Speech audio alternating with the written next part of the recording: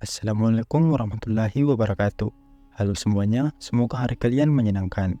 Sebelum lanjut ke videonya, jangan lupa like dan share video ini, semoga menjadi amal jariah buat kita semua. Inilah alasan kenapa Allah memilih Nabi Isa yang membunuh Dajjal, dan kenapa Nabi Isa masih hidup hingga sekarang. Dalam ajaran Islam, Nabi Isa atau Yesus dan Dajjal memainkan peran penting dalam narasi akhir zaman. Nabi Isa dikenal sebagai salah satu nabi utama dalam Islam, seorang utusan Allah yang membawa ajaran tauhid dan kebaikan. Beliau dihormati sebagai seorang nabi yang memiliki kedudukan istimewa, lahir secara ajaib tanpa ayah, yang dianugerahi mukjizat oleh Allah Subhanahu wa Ta'ala. Di sisi lain, Dajjal digambarkan sebagai sosok yang akan muncul menjelang hari kiamat, menyebarkan fitnah dan kesesatan di muka bumi. Ia digambarkan sebagai makhluk yang memiliki kekuatan luar biasa untuk menipu manusia, mengaku-ngaku sebagai Tuhan, dan menyesatkan banyak orang dari jalan yang benar. Dalam hadis-hadis diceritakan bahwa Allah Subhanahu wa Ta'ala telah menetapkan bahwa Nabi Isa akan turun kembali ke bumi untuk mengalahkan Dajjal.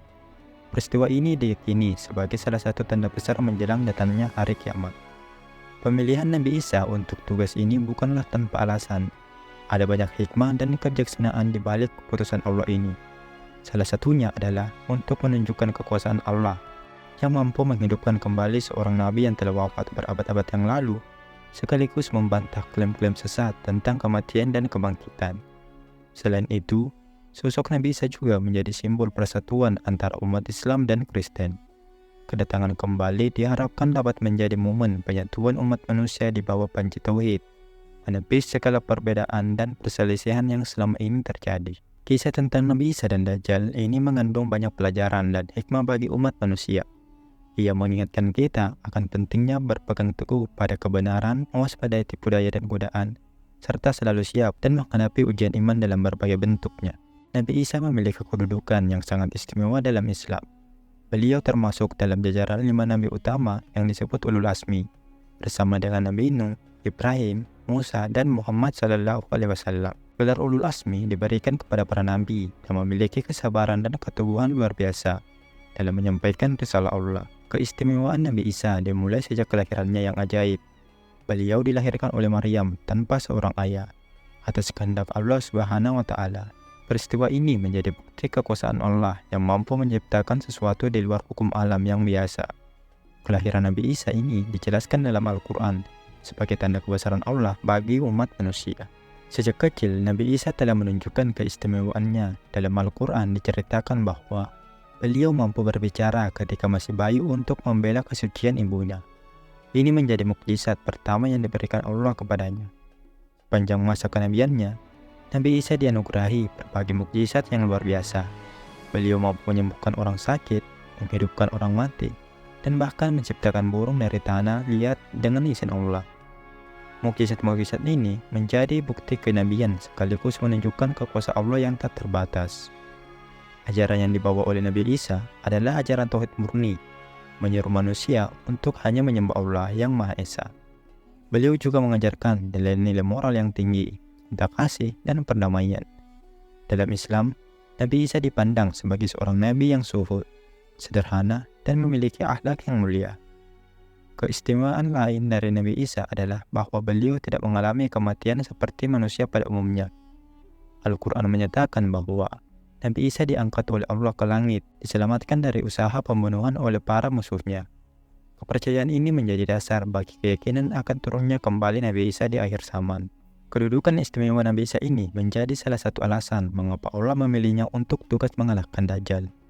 Sosoknya yang suci, kekuatan mukjizatnya, serta perannya sebagai simbol persatuan antara umat Islam dan Kristen menjadikan Nabi Isa sebagai pilihan yang tepat untuk menghadapi fitnah terbesar di akhir zaman. Nabi Isa dianugerahi berbagai mukjizat oleh Allah Subhanahu wa Ta'ala yang memiliki relevansi khusus dalam menghadapi Dajjal. Kemampuan luar biasa ini menjadi alasan kuat mengapa Allah memilih beliau untuk tugas penting ini. Salah satu mukjizat utama Nabi Isa adalah kemampuan untuk menyembuhkan berbagai penyakit. Dalam hadis-hadis disebutkan bahwa Dajjal akan datang dengan membawa fitnah berupa surga dan neraka, di mana ia mampu memberikan kesehatan kepada orang-orang yang mengikutinya. Namun, kesembuhan yang diberikan Dajjal hanyalah tipuan dan bersifat sementara. Sebaliknya, Nabi Isa dengan izin Allah mampu menyembuhkan penyakit secara hakiki dan permanen. Mukjizat lain yang sangat signifikan adalah kemampuan Nabi Isa untuk menghidupkan orang mati. Kemampuan ini menjadi sangat penting dalam menghadapi Dajjal yang akan mengklaim dirinya sebagai Tuhan dan berusaha menipu manusia dengan kekuatan-kekuatan supranaturalnya. Dengan menghidupkan orang mati, Nabi Isa menunjukkan kekuasaan Allah yang sejati atas hidup dan mati, sekaligus membantah klaim-klaim palsu Dajjal. Nabi Isa juga dikenal memiliki kemampuan untuk mengetahui hal-hal yang gaib dengan izin Allah. Kemampuan ini akan sangat bermanfaat dalam mengungkapkan tipu daya Dajjal dan kebohongan Dajjal yang tersembunyi.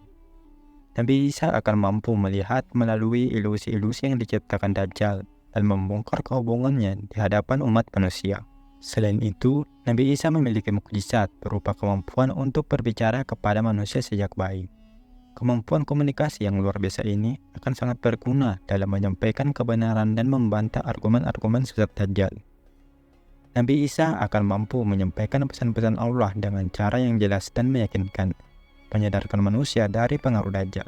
Mukjizat-mukjizat ini ditambah dengan keutamaan spiritual dan moral Nabi Isa menjadikannya sosok yang ideal untuk menghadapi tantangan terbesar di akhir zaman. Kemampuan-kemampuan luar biasa ini bukan hanya akan membantu dalam pertempuran fisik melawan Dajjal, tetapi juga dalam pertarungan ideologis dan spiritual untuk menyelamatkan iman umat manusia. Pemilihan Nabi Isa untuk mengalahkan Dajjal memiliki makna simbolis yang mendalam. Ini merepresentasikan pertarungan abadi antara kebenaran dan kebohongan, cahaya dan kegelapan, iman dan kekufuran. Nabi Isa dalam ajaran Islam adalah simbol kesucian yang kebenaran. Beliau lahir secara ajaib tanpa ayah, membuktikan kuasa Allah yang tak terbatas.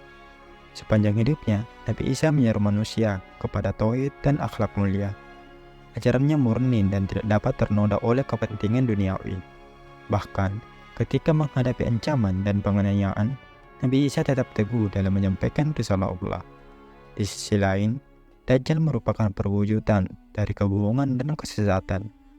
Ia digambarkan sebagai makhluk yang akan datang di akhir zaman, mengaku-ngaku sebagai Tuhan dan menyesatkan banyak manusia dengan tipu dayanya. Dajjal akan membawa fitnah terbesar dalam sejarah manusia, menciptakan ilusi-ilusi dan memperdaya dan menipu orang-orang yang lemah imannya. Pertarungan antara Nabi Isa dan Dajjal bukan sekadar konflik fisik, melainkan pertempuran antara dua prinsip yang bertentangan. Nabi Isa mewakili kebenaran ilahi yang abadi, sementara Dajjal mewakili kebohongan dan kesesatan yang fana.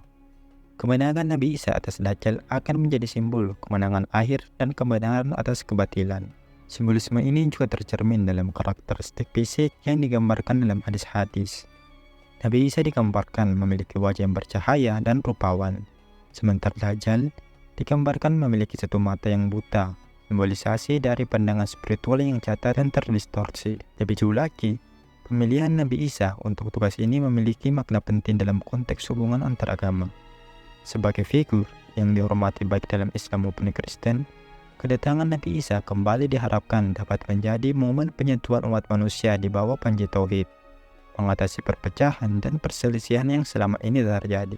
Dengan demikian, pertarungan antara Nabi Isa dan Dajjal bukan hanya peristiwa eskatologis, tapi juga merupakan pengajaran moral yang mendalam. Ia mengingatkan kita akan pentingnya berpegang teguh pada kebenaran, mewaspadai tipu daya dan godaan, serta selalu siap menghadapi ujian iman dalam berbagai bentuknya.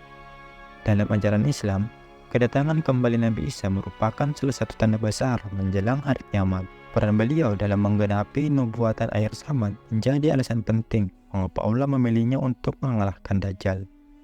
Menurut berbagai hadis, Nabi Isa akan turun di Menara Putih di timur Damaskus. Kedatangannya akan bertepatan dengan waktu salat subuh, dan Imam Mahdi akan mempersilahkan Nabi Isa untuk memimpin salat. Ini menunjukkan bahwa Nabi Isa akan datang bukan sebagai pembawa syariat baru, melainkan untuk menegakkan syariat Islam yang dibawa oleh Nabi Muhammad SAW. Setelah turun ke bumi, Nabi Isa akan memiliki beberapa misi utama. Pertama dan yang paling penting adalah mengalahkan Dajjal. Pertempuran ini akan menjadi puncak dari perjuangan melawan kesesatan dan menegakkan kebenaran di muka bumi. Selain itu, Nabi Isa akan menghancurkan salib dan membunuh babi. yang dalam konteks ini dipahami sebagai simbol-simbol penghapusan ajaran-ajaran yang menyimpang dari tauhid. Beliau juga akan menghapuskan jizya, pajak non-muslim, yang berarti bahwa pada masa itu tidak akan ada lagi perbedaan antara muslim dan non-muslim, karena semua orang akan menerima kebenaran Islam. Nabi Isa juga akan memerintahkan dunia dengan adil dan bijaksana selama periode tertentu. Masa ini digambarkan sebagai masa keemasan, di mana kedamaian dan kemakmuran akan merata di seluruh bumi. Tidak akan ada lagi peperangan, kebencian, atau kedengkian di antara manusia. Peran Nabi Isa dalam menghadapi nubuatan akhir zaman ini memiliki signifikansi besar. Ini menunjukkan bahwa misi kenabian yang mulia sejak Nabi Adam alaihissalam akan mencapai puncaknya dengan kembalinya Nabi Isa. Beliau akan menjadi saksi atas kebenaran semua nabi sebelumnya dan akan menyatukan umat manusia di bawah panji tauhid. Lebih dari itu, kedatangan Nabi Isa kembali akan menjadi bukti nyata tentang kekuasaan Allah atas hidup dan mati, serta kemampuannya untuk membangkitkan manusia. Ini akan menjadi pengantar menuju peristiwa yang lebih besar, yaitu hari kebangkitan dan pengadilan akhir. Dengan demikian, pemilihan Nabi Isa untuk peran ini bukan hanya karena kemampuan dan keistimewaannya, tetapi juga karena posisi uniknya dalam sejarah kenabian dan perannya dalam rencana besar Allah untuk umat manusia. Pemilihan Nabi Isa ini untuk mengalahkan Dajjal mencerminkan hikmat dan kebijaksanaan Allah yang tak terbatas. Ada beberapa aspek dari keputusan ini yang menunjukkan betapa sempurnanya rencana Allah. Pertama, pemilihan Nabi Isa menegaskan kontinuitas risalah kenabian sebagai salah satu nabi besar yang diutus sebelum Nabi Muhammad SAW. Kembalinya Nabi Isa menunjukkan bahwa ajaran para nabi-nabi pada dasarnya adalah sama, menyeru kepada tauhid dan kebaikan. Ini memperkuat pesan bahwa Islam adalah kelanjutan dan penyempurnaan dari ajaran-ajaran sebelumnya. Kedua, sosok Nabi Isa memiliki posisi unik dalam hubungan antara Islam dan Kristen. Dengan memilih Nabi Isa, Allah memberikan kesempatan untuk menyatukan dua komunitas besar umat manusia. Kedatangan Nabi Isa kembali diharapkan dapat menghapus kesalahpahaman dan menjembatani perbedaan antara Muslim dan Kristen. Ketiga, kisah Nabi Isa yang diangkat ke langit akan diturunkan kembali merupakan bukti nyata kekuasaan Allah atas ruang dan waktu. Ini menentang pemahaman manusia tentang kematian dan kehidupan, sekaligus mempersiapkan umat manusia untuk menerima konsep kebangkitan pada hari kiamat. Keempat, kemampuan mukjizat Nabi Isa yang relevan untuk menghadapi Dajjal menunjukkan bahwa Allah selalu memberikan hambanya alat yang sesuai untuk menghadapi tantangan. Mukjizat-mukjizat ini bukan hanya akan mengalahkan Dajjal secara fisik, tetapi juga membongkar kebohongan dan tipu daya. Yang kelima, pemilihan Nabi Isa menunjukkan bahwa dalam menghadapi Dajjal, kejahatan terbesar Dajjal diperlukan kebaikan dan kesucian yang luar biasa. Nabi Isa yang lahir tanpa dosa dan hidup dalam kesucian menjadi antitesis sempurna dari Dajjal yang merupakan perwujudan dari segala kejahatan. Keenam, turunnya kembali Nabi Isa mengingatkan manusia akan pentingnya kesiapan spiritual. Ini mengajarkan bahwa kita harus selalu siap menghadapi ujian iman, karena peristiwa-peristiwa besar dapat terjadi kapan saja. Ketujuh, kisah ini menekankan bahwa kemenangan akhir selalu berpihak kepada kebenaran. Meskipun Dajjal akan membawa fitnah yang sangat besar, pada akhirnya kebenaran yang dibawa oleh Nabi Isa akan menang. Dengan memahami hikmah di balik pemilihan Nabi Isa ini, kita dapat melihat bahwa sempurnanya rencana Allah ini bukan hanya tentang mengalahkan Dajjal, tetapi juga tentang memberikan pelajaran dan petunjuk bagi umat manusia hingga akhir zaman. Nabi Isa memiliki sejumlah keutamaan yang menjadikannya pilihan terbaik menghadapi Dajjal. Keutamaan-keutamaan ini mencakup aspek spiritual, moral, dan bahkan fisik yang relevan dengan tugas besar yang akan diembannya. Pertama, kesucian Nabi Isa yang tak tertandingi. Dalam Islam, Nabi Isa diyakini lahir tanpa dosa dan hidup dalam kesucian sepanjang hidupnya. Kesucian ini menjadikannya lawan yang sempurna bagi Dajjal yang merupakan perwujudan dari segala kejahatan dan kesesatan. Kesucian Nabi Isa ini akan menjadi senjata spiritual yang kuat dalam menghadapi tipu daya Dajjal. Kedua, keteguhan iman Nabi Isa. Sepanjang hidupnya, Nabi Isa menghadapi berbagai cobaan dan tantangan, namun tetap teguh dalam keimanannya kepada Allah. Keteguhan ini akan sangat diperlukan dalam menghadapi Dajjal yang digambarkan sebagai ujian terberat bagi iman manusia.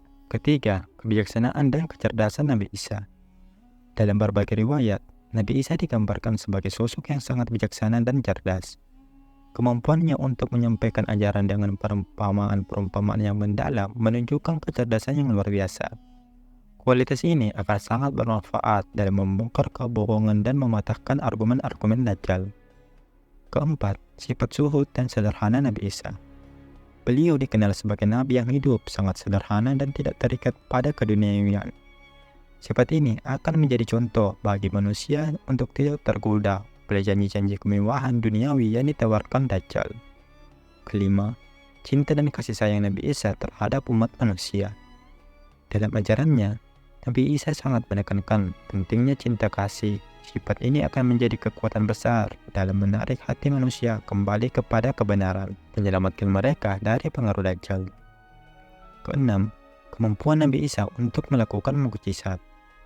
Mukjizat-mukjizat ini bukan hanya akan membuktikan kekuasaan Allah, tapi juga akan membongkar kepalsuan Dajjal yang hanya mampu melakukan tipuan dan ilusi.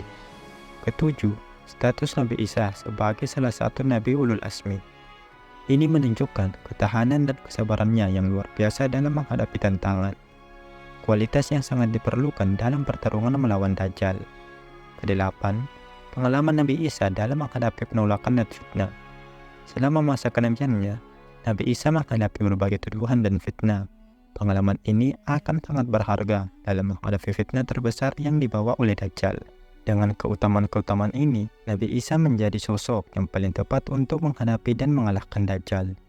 Pemilihan beliau oleh Allah menunjukkan bahwa untuk menghadapi kejahatan terbesar, diperlukan kebaikan dan kesucian yang luar biasa.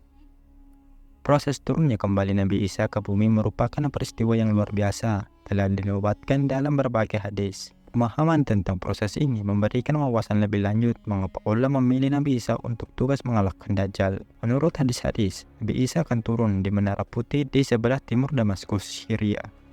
Waktu kedatangannya akan bertepatan dengan waktu saat subuh. Ini menunjukkan simbolisme cahaya kebenaran yang muncul di saat kegelapan mencapai puncaknya. Nabi Isa akan turun dengan meletakkan tangannya di atas sayap dua malaikat. Ini menggambarkan dukungan langsung dari Allah melalui para malaikatnya. Penampilan Nabi Isa digambarkan sangat mengesankan. Beliau berkulit cerah kemerahan, berambut lurus, mengenakan dua helai pakaian berwarna kuning. Deskripsi ini menekankan aspek kemanusiaan Nabi Isa, sekaligus menunjukkan keistimewaannya. Saat turun, Nabi Isa akan menemukan umat Islam sedang bersiap-siap untuk salat subuh. Imam Mahdi, pemimpin umat Islam saat itu, akan mempersilahkan Nabi Isa untuk memimpin salat. Namun, Nabi Isa akan menolak dan meminta Imam Mahdi untuk tetap memimpin salat. Ini menunjukkan bahwa Nabi Isa datang bukan untuk membawa syariat baru, melainkan untuk menegakkan syariat Islam yang dibawa oleh Nabi Muhammad SAW. Setelah salat, Nabi Isa akan bergabung dengan pasukan Muslim untuk menghadapi Dajjal. Kehadirannya akan memberi kekuatan dan keyakinan baru kepada umat Islam yang telah lama berjuang melawan fitnah Dajjal. Proses turunnya Nabi Isa ini memiliki makna simbolis yang mendalam. Ini menunjukkan bahwa pertolongan Allah akan datang pada saat umat manusia berada dalam kesulitan terbesar. Ini juga menegaskan bahwa kemenangan akhir akan berpihak pada kebenaran, meskipun kejahatan tampak sangat kuat. Lebih jauh lagi, cara Nabi Isa turun dengan bergabung dengan umat Islam menunjukkan kesatuan risalah kenabian. Ini menegaskan bahwa semua nabi termasuk Nabi Muhammad dan Nabi Isa membawa pesan yang sama dari Allah Subhanahu wa Ta'ala. Pemilihan Nabi Isa untuk turun kembali juga menunjukkan bahwa Allah mampu menghidupkan kembali orang yang telah wafat. Ini menjadi bukti nyata kekuasaan Allah atas hidup dan mati, sekaligus menjadi pengantar menuju peristiwa yang lebih besar, yaitu hari kebangkitan. Dengan demikian, proses turunnya Nabi Isa bukan hanya tentang mengalahkan Dajjal, tapi juga merupakan tanda kekuasaan Allah. Pertempuran Nabi Isa dan Dajjal merupakan puncak dari konfrontasi antara kebenaran dan kebatilan. Berdasarkan berbagai hadis dan riwayat, pertempuran ini digambarkan sebagai peristiwa yang dramatis dan penuh makna simbolis. Setelah turun ke bumi, Nabi Isa akan bergabung dengan pasukan Muslim yang dipimpin oleh Imam Mahdi. Mereka akan bergerak untuk menghadapi Dajjal yang pada saat itu telah menyebarkan kerusakan di muka bumi. Dajjal digambarkan memiliki pengikut yang sangat banyak, termasuk 70.000 Yahudi dari Isfahan. Pertemuan antara Nabi Isa dan Dajjal akan terjadi di gerbang kota Lut atau Lida di Palestina. Saat Dajjal melihat Nabi Isa, ia akan ketakutan dan mulai meleleh seperti garam yang larut dalam air. Ini menunjukkan bahwa kekuatan Dajjal meskipun tampak besar, pada hakikatnya lemah di hadapan kebenaran yang dibawa oleh Nabi Isa. Nabi Isa akan mengejar Dajjal dan berhasil menemukannya di gerbang Lut. Dengan menggunakan tombaknya, Nabi Isa akan membunuh Dajjal. Beberapa riwayat menyebutkan bahwa Nabi Isa akan membunuh Dajjal dengan nafasnya saja, menunjukkan kekuatan spiritual yang luar biasa. Setelah kematian Dajjal, pengikut-pengikutnya akan dikalahkan. Bahkan disebutkan dalam hadis bahwa batu-batu dan pepohonan akan berbicara, mengungkapkan kebenaran pengikut Dajjal yang bersembunyi di baliknya. Pertempuran ini bukan hanya konflik fisik, tapi juga pertarungan ideologis dan spiritual. Nabi Isa akan membongkar semua kebohongan dan tipu daya Dajjal, menunjukkan kepada manusia kebenaran yang sejati. Kemenangan Nabi Isa atas Dajjal akan menandai berakhirnya masa fitnah terbesar dan dimulainya era baru yang penuh kedamaian dan keadilan. Setelah mengalahkan Dajjal, Nabi Isa akan menghancurkan salib dan membunuh babi, yang dipahami sebagai simbol penghapusan ajaran-ajaran yang menyimpan dari tauhid. Beliau juga akan menghapuskan jizyah, menandakan bahwa tidak akan ada lagi perbedaan antara muslim dan non-muslim, karena semua orang akan menerima kebenaran Islam. Kisah pemilihan Nabi Isa ini untuk mengalahkan Dajjal mengandung banyak hikmah dan pelajaran berbagai umat manusia. Pemahaman terhadap makna yang lebih dalam dari kisah ini dapat memperkuat iman dan memberikan panduan dalam menghadapi tantangan kehidupan.